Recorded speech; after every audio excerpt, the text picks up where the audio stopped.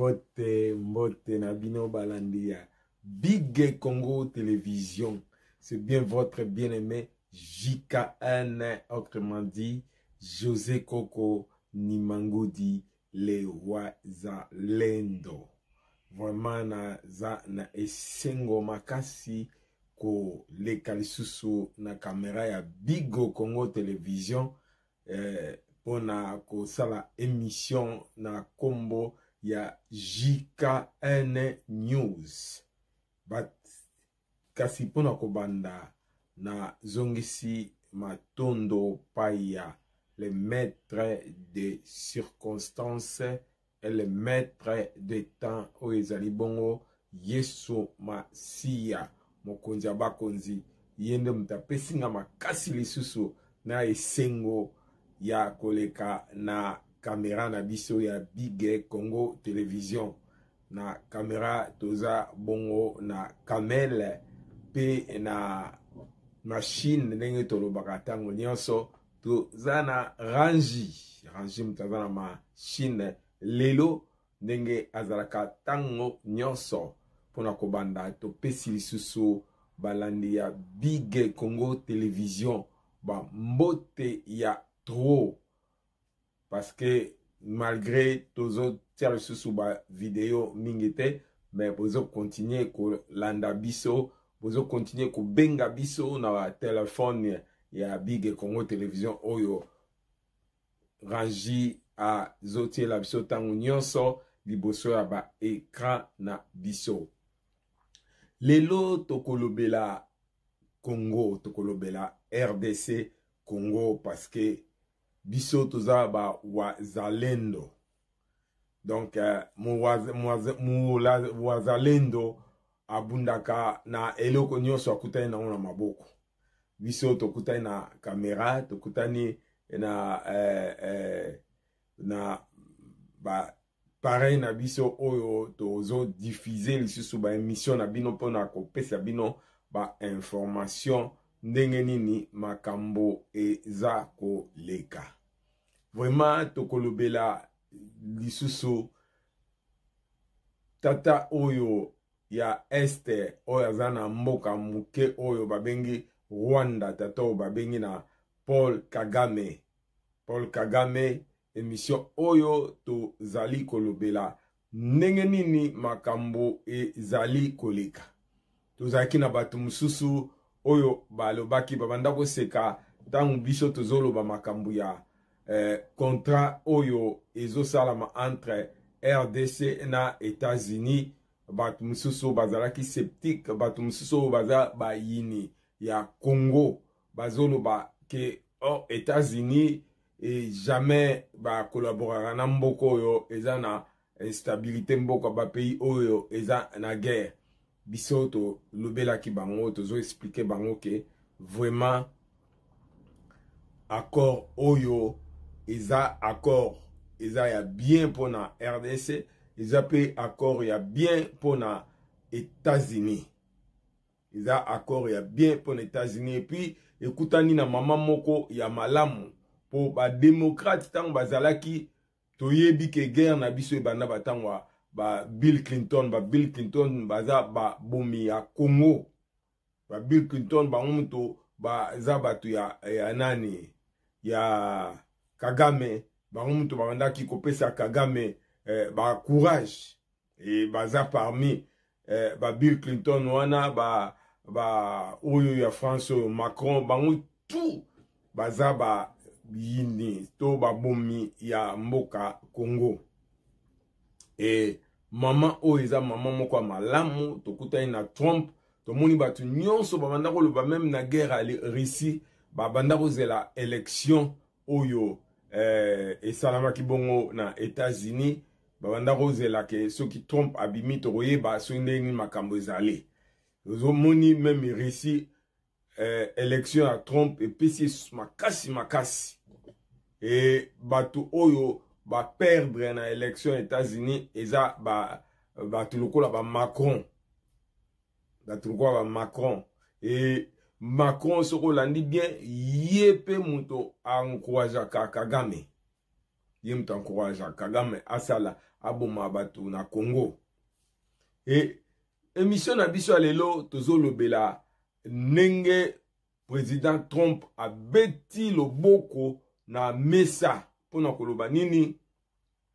Loboko na mesa beti pona koloba nini. Na bandi tokotie la bino message ya nini ya États-Unis ndenge balobeli sur décision o bango bazui balobi Kagame asala likambo asala nete bango baebi ndenge nini bako deal na problème ndenge nini bako arranger problème ya Congo et danger lisusu toyebi ke Mobutu tanga akomaki na ba 30 ans to monaki déjà ke ba akomaki lokola moko basi ba utiliser ba komaki ba bwaka e Kagame o tozoke na 30 ans ekoki yepe na mutu makasi ne azotia mutu makasi envoyé ya nani ya Trump azalaki kuna pendant ce jour ya Bulos na kati ya Rwanda ye Kagame azoloba na ba européen na bato bazopesa ba sanction azoloba na bango qu'ils aillent au diable et Boutros Bulos azalaki wana toyebi ke Bulos ayeba kanga yemo kazoloba na sa motema ne tipo yo aza vraiment nene a perdre pédale yo ke notia mutu o ke notia otelemela États-Unis ba Kadhafi o bazalaki soki ndenge nini basuka wapi ba Kadhafi basuka wapi ba nani oyo ba Saddam Hussein basuka wapi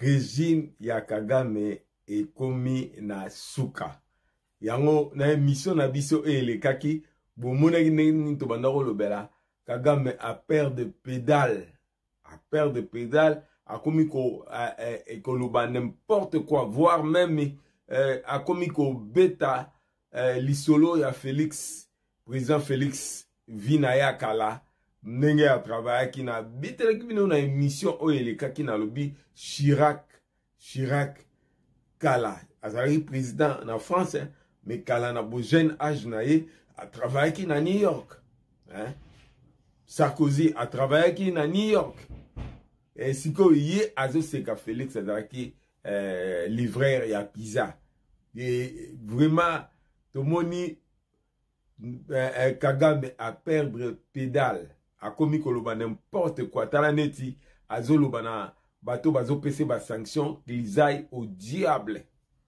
et le type akomi sikoyo na ba nentoloba na ba acte moko suicidaire dernièrement autokotsa ba militaire rwandais autokotsa bango bakende côté ya Uvira mais bandeko na biso ba wazalendo pe balalaka te ba tendre bango piège moko wana na yebisi yo ke ne na lobi na bino ba soda rwandais bakufi ebele na piège wana na nzela po bakende Uvira autokotsa banani po bakende ko attaquer Uvira vraiment soko tali ba acte nyonso Kagame azosala eza ba acte moko suicidaire et to moni lisusu mutu a pouvoir oya 18 ans yepe lisusu abanda ko bomba na banda ko bomba ntango abimisi boye po amoni ke danger ekomi tikana mibimisa kaka oyo koya eya sango ebimaki alobi ke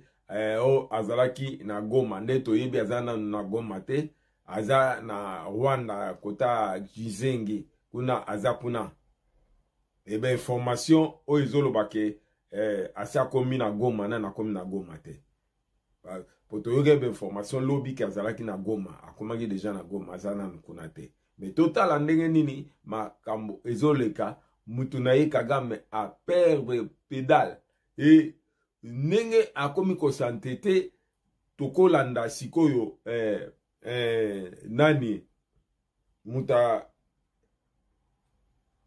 tolanda nanu soki rangi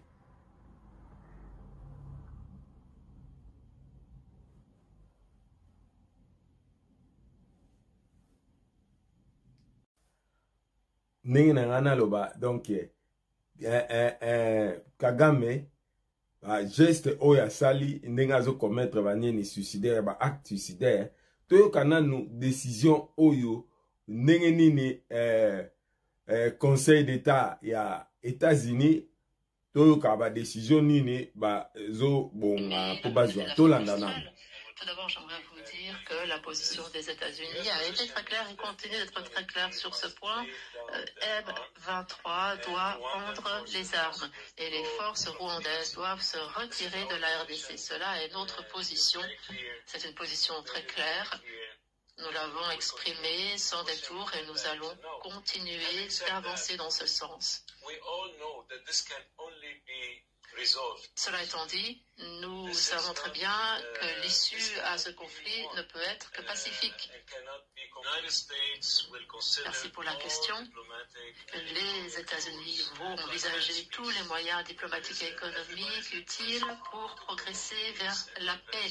C'est dans l'intérêt des États-Unis de promouvoir la paix et d'essayer d'obtenir une stabilité dans la région. Ce conflit sévit depuis beaucoup trop longtemps, cela fait plus de 30 ans. Oyo eza Conseil d'État, moi so babengi na kombo ya Caroline Yemuto a sali interview oyo.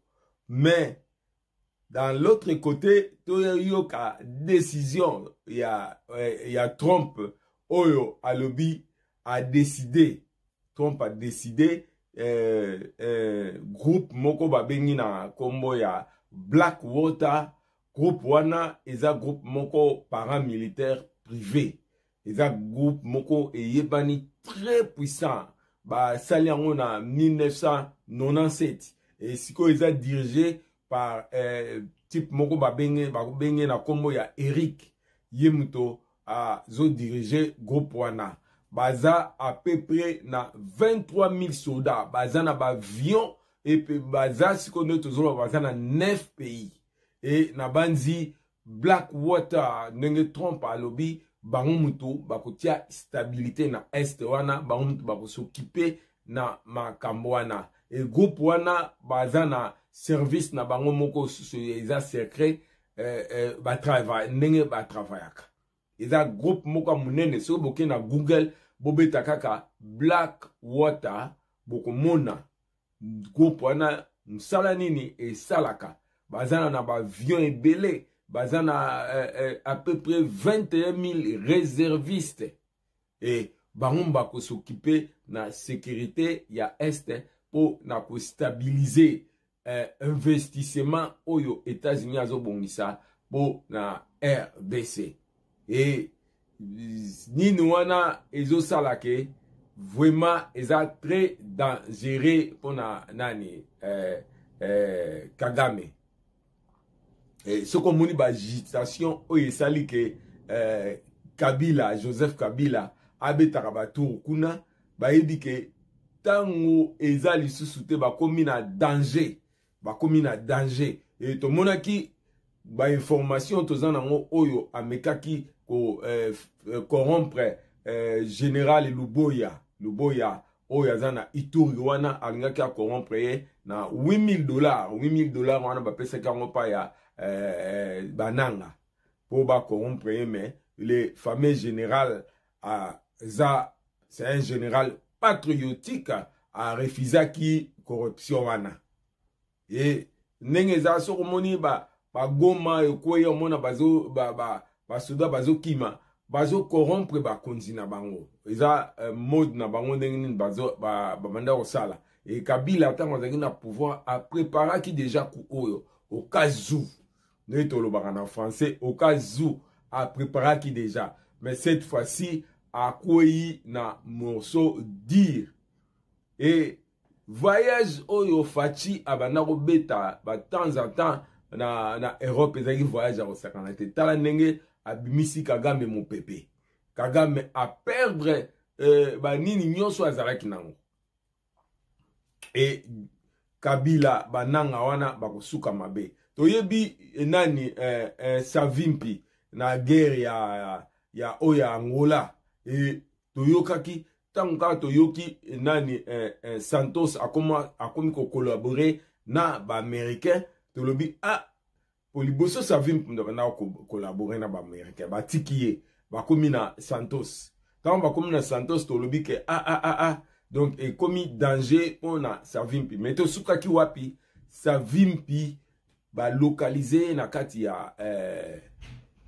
ya zamba pa zalaki ya telefona ki boye ba localiser ale ba kende ko bomaye et voilà ndenge tozolo ba boye Congo RDC ndenge tozolo ba boye eza na ba bonne voie guerre oyo tozolo bango bien tango nyonso tozolo bake Félix a sauvé le Congo et guerre oyo ezoke na suka bapaka na Suisse paka alobaki nanga kutu wana tosola kine na mars azolo bananga na mars oyo toko umela te toko yoka nanga akoma na Kinshasa sikoyo tozokota mais tozozela Kinshasa ezokoma karate to éviter soki Kinshasa ngo bokoma ngo na rêve Mathieu komi dire o ba Black Water ba koti makam oyo donc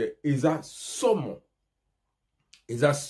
de tozolo baboui donc voilà o tozalaki na bino tozalaki na ngo pona kolobe ko pesa bino information et rangi soko za na eloko akotia peut-être kotie la biso na mwasi oyo ya conseil d'état et puis au côté la biso lisusu ndenge nini ba information ezoleka concernant guerre ya RDC et toyokaki semaine oyo que perquisition ezalaki na Kingakati perquisition ezalaki na Limete ba kangi ba tenue militaire ebele oh ba zwaki et ce que l'on dit bien banquette ils ont continué au salama donc yeba soki ba perquisition wana moyen to lo ba lisusu li solo ya ba perquisition wana siko ezate pona to zu penza ba information ya ebele o ezolobela ba perquisition et les kaki na mboka Congo Kinshasa et yango tozalaki nango pona ko pesa ba information ndenge nini makambo ya este ezoleka et bato yo bazokumisa nanga bato yo bazoloba nanga boye nanga boye on tue na Bukavu bazoboma na Bukavu bazoboma na Goma bazonyokola peuple peuple azo souffrir na de ville mineno ka bazui tala ndenge bazo faire souffrir peuple mais bazawana bakomi désespéré pour finance bakati bango makamba finance et bakomi ko sala ba taxe même ko changer dollar to ezali kolo makasi et eloko nyonso ezo sala makuna ezoleka na ba taxe boko ya cher et bakomo bomba bato bazobomba bango quelque part allez soki bolingi bozwe bembe na bino il faut bofuta lisusu mbongo na bandi il faut ezala $200 bazofuta bato bazokende zwaki bembe ya bandeko na bango babomi botala ndenge nini bino muto bozo supporter bozo kumisa nanga tala ndenge azoboma peuple boyeba ke makila ya peuple ekokoya pa na bino makila ya peuple ekokoya pa na bino ndenge nini bananga bazoboma M23 na AFC na mukonzi na bango oyo toyoki ke ayaki Goma mais pour le moment aza na Rwanda voilà oyo tozaki nango ya koloba totiki rangi a sala le reste pona kosukisa na pesi le général Fedi Lumbwena le colonel Fedi Lumbwena adiopa oza kamata mbote na yo na pesi mbote pa ya SP kamata mbote na yo na pesi baki mbote na pesi le général Chirimba la kamata mbote na yo na pesi lisusu Steve Mabasa o azali oncle kamata mbote na yo pe na pesi lisusu frère Thomas pa azakuna viena ngana Saint-Etienne kamata mbote na yo na pesi rive kamata mbote na yo, sans oublier Josias Matondo ndo matezo kamata mbote na yo, na pesi niesta kamata mbote na yo, na pesi balandi nyonso ya Big Congo. Exprimer la communauté de l'Afrique australe. Tout d'abord, j'aimerais vous dire que la position des États-Unis a été très claire et continue d'être très claire sur ce point. M23 doit rendre les armes et les forces rwandaises doivent se retirer de la RDC. Cela est notre position. C'est une position très claire.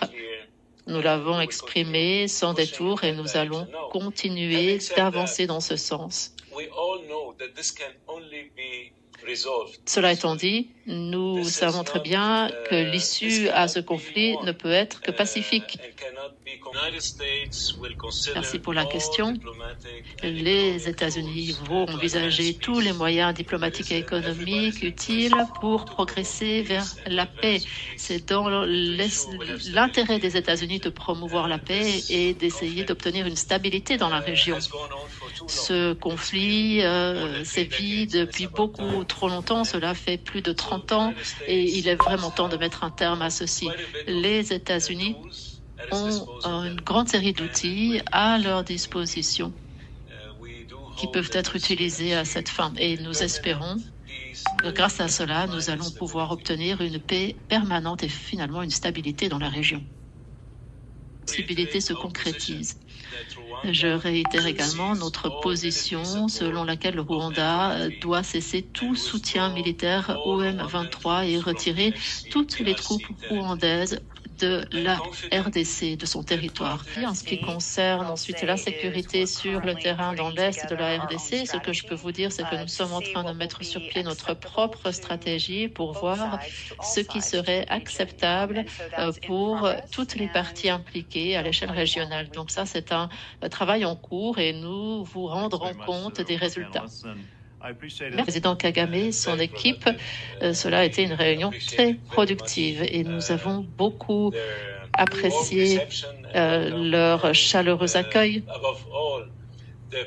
Mais surtout, nous avons beaucoup apprécié leur engagement dans le cadre de ce processus de paix. Nous avons discuté des risques liés aux forces démocratiques de libération du Rwanda, FDLR. Si vous regardez les initiatives de paix qui ont existé par le passé, on voit très bien que du côté du Rwanda, c'est une partie intégrante. Donc tout accord de paix ou toute initiative de paix nécessitera de discuter avec les deux parties. Il s'agit là de l'un des éléments clés de cette discussion. Il y a des solutions à cette crise. Nous n'essayons pas de réinventer la roue. Il y a des conditions, des termes qui ont précédemment été rédigés et qui ont fait l'objet d'un accord par les deux parties. Et donc, on essaye d'avancer dans ce sens. En fin de compte, comme je l'ai indiqué dans ma conférence de presse à Kigali, notre rôle et notre engagement est d'assurer la souveraineté et l'intégrité territoriale de tous les pays impliqués, pas simplement d'un seul pays, pas non plus de deux pays, mais de tous les pays impliqués.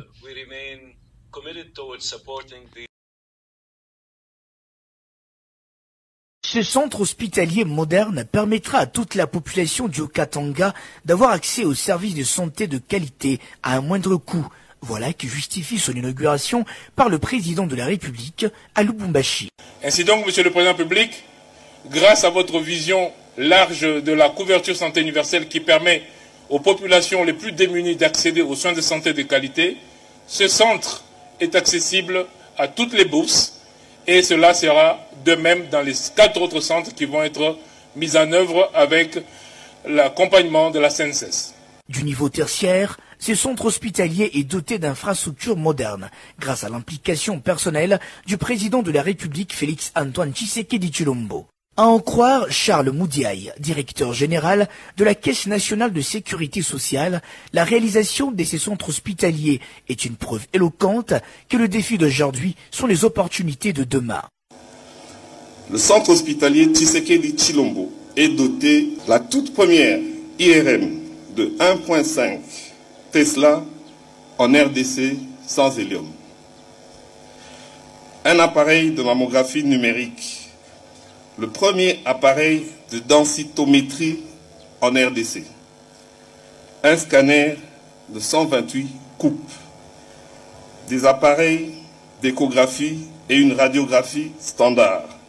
Un bloc opératoire ultra moderne. Un microscope chirurgical de pointe permettant de réaliser de plus grandes chirurgies du cerveau et la chirurgie de la colonne vertébrale. Une unité de dialyse avec 10 lits complets. Au bout de 2 ans de fonctionnement, le CHTT sera le premier hôpital public certifié à la norme internationale. Le CHTT vient individuellement réduire les inégalités, prévenir de risques, faire la promotion de la santé et garantir l'expansion de la couverture de santé et des sécurités sociales. 2025. Pour vous présenter notre chronique de ce soir. C'est une chronique qui va porter sur un point principal que nous avons appelé Breaking News, c'est-à-dire une nouvelle importante qui est peut-être même originale, que les autres n'ont pas encore communiqué au public. Il s'agit d'une décision prise par le président Kagame et un comité restreint de ses proches pour supprimer toute activité de commémoration du génocide des Tutsis. À l'avenir, il était question depuis quelque temps de procéder à ces commémorations tous les 5 ans. C'est une décision qui avait déjà été prise. Mais là maintenant, sur décision unilatérale de Kagame, qui a réuni un groupe restreint, il a décidé de ne plus jamais parler de génocide des Tutsis, tout simplement. Parce qu'il a compris qu'il restait seul au monde, lui et sa petite clique de dirigeants actuels du FPR. Ils étaient maintenant les seuls à continuer à croire, à être les seuls à partager leur souffrance. Ils ont compris que le monde ne s'arrête pas à la colline de Kigali ou au village Urugwiro, que c'est un monde multipolaire, que c'est un monde où il y a des êtres humains qui ne partagent pas nécessairement les avis et les points de vue de Kagame ou de sa clique. Et donc il se sent seul, et c'est pourquoi il a pris cette décision. Je vais vous en parler tout à l'heure. Ensuite, nous vous lirons quelques articles. Ministère de l'Intérieur, Sécurité, Décentralisation et Affaires coutumières. Le vice-premier ministre communiqué officiel numéro 25/cap/VPM/Mini-Intercdcac/SLBJ/09/2025. Le ministère de l'Intérieur, Sécurité, Décentralisation et Affaires coutumières dénonce et condamne l'attitude ambiguë de monsieur Joseph Kabila, ancien président de la République, sénateur à vie et autorité morale du parti politique, Parti du peuple pour la reconstruction et la démocratie, PPRD, qui, face à l'occupation d'une partie du territoire national par l'armée rwandaise et ses supplétifs du M23 AFC, n'a jamais, dans ses déclarations devant la presse, condamné cette agression. Son choix délibéré de rentrer au pays par la ville de Goma, sous contrôle de l'ennemi, lequel assure curieusement sa sécurité, suscite également de vives préoccupations. À cet effet, le ministère de l'Intérieur, Sécurité, Décentralisation et Affaires coutumières informe l'opinion que, conformément aux articles 29, 30 et 31B de la loi n° 400-2 du 15 mars 2004 portant organisation et fonctionnement des partis politiques, les activités du parti politique, Parti du peuple pour la reconstruction et la démocratie, PPRD, sont suspendues sur toute l'étendue du territoire national. Par ailleurs, le ministère de l'Intérieur saisira le parquet près la Cour constitutionnelle pour porter ces faits à sa connaissance. Cette décision fait suite à l'activisme avéré de l'autorité morale du PPRD dans cette guerre d'agression rwandaise, ainsi qu'au silence coupable, voire complice, dudit parti, violant ainsi les dispositions de l'article 6 de la loi susmentionnée et de l'article 5 de la loi portant statut des anciens présidents de la République élus, fixant les avantages accordés aux anciens chefs de corps constitués. Le ministère de l'Intérieur, Sécurité, Décentralisation et Affaires coutumières rappelle une fois de plus aux partis politiques leurs obligations de veiller à la consolidation de l'unité nationale, à la préservation de la souveraineté de l'État congolais, ainsi qu'à la sécurité et à l'intégrité du territoire national. Fait à Kinshasa, le 19 avril 2025, Chabani, Luko Biango, J, vice-premier ministre, ministre de l'Intérieur, Sécurité, Décentralisation et Affaires coutumières. Le retour de l'ancien président Joseph Kabila en RDC a suscité beaucoup de réactions. Au cours d'un briefing de presse tenu ce samedi 19 avril dans la ville de Lubumbashi, le ministre de la Communication et des Médias, porte-parole du gouvernement Patrick Muyaya, a réagi à une question de la presse concernant la présence de Joseph Kabila dans la ville de Goma. Alors, pour revenir spécifiquement sur ce que vous avez dit, bon, moi je n'ai pas vu, j'ai entendu évidemment, on a lu les articles, on attend de voir, on attend d'écouter, parce qu'il faut peut-être pas présumer de certaines choses, mais ici, il faut savoir d'abord que le président de la République en avait parlé depuis plusieurs semaines. On en avait parlé, il disait que le président, son prédécesseur, était lié à l'AFC depuis plusieurs mois, on est dit. Bon, maintenant, qui décide de revenir? Je n'ai pas encore la confirmation. Bon, on verra ce qui sera dit, mais il faut faire attention dans la symbolique, justement. Parce que nous tous, nous évoquons aujourd'hui ceux qui ont combattu pour assurer l'unité et l'intégrité de la République démocratique du Congo. Parmi ceux-là, il y a un fils d'ailleurs du Grand Katanga qu'on appelle Mzee Laurent Désiré Kabila, qui a fait les serments de ne jamais trahir le Congo. Alors, il faut, dans les actes qui sont posés par un de ses illustres prédécesseurs, disons successeurs, que dans les actes que nous posons, nous nous assurons que nous ne trahissons justement pas les serments de Mzee. Nous savons tous, et je n'ai pas besoin de le rappeler, aujourd'hui nous connaissons l'ennemi. Nous connaissons les complices de l'ennemi. Alors, est-ce que dans la symbolique, parce qu'il ne faut pas oublier que le président Kabila lui-même a combattu les M23. Exact. Il ne faut pas oublier qu'il a été commandant suprême de forces armées de la République démocratique du Congo. Il ne faut pas oublier que quand il était commandant suprême, il y a des officiers supérieurs qui sont morts, des militaires qui sont morts dans le combat contre les supplétifs du Rwanda. C'est connu. Et pour la plupart, ils ont toujours base Goma. Donc, dans la symbolique, il y a des choses importantes. Alors, moi, j'ai dit, je ne veux pas présager, je ne l'ai pas entendu, mais il faut regarder dans la symbolique les actes qui sont posés et les conséquences qu'ils peuvent avoir. Donc, je ne pourrais pas m'étendre sur ces sujets-là. J'espère qu'il n'y aura pas d'autres questions qui viendront dans ce sens. Accusé par le gouvernement de soutenir les rebelles, Joseph Kabila a quant à lui affirmé vouloir contribuer aux efforts de paix dans l'est du pays. Il est même prévu qu'il s'annonce à la nation depuis Goma, selon l'annonce de son conseiller en communication. Son retour, après un exil volontaire, suscite autant d'espoir que d'incertitude.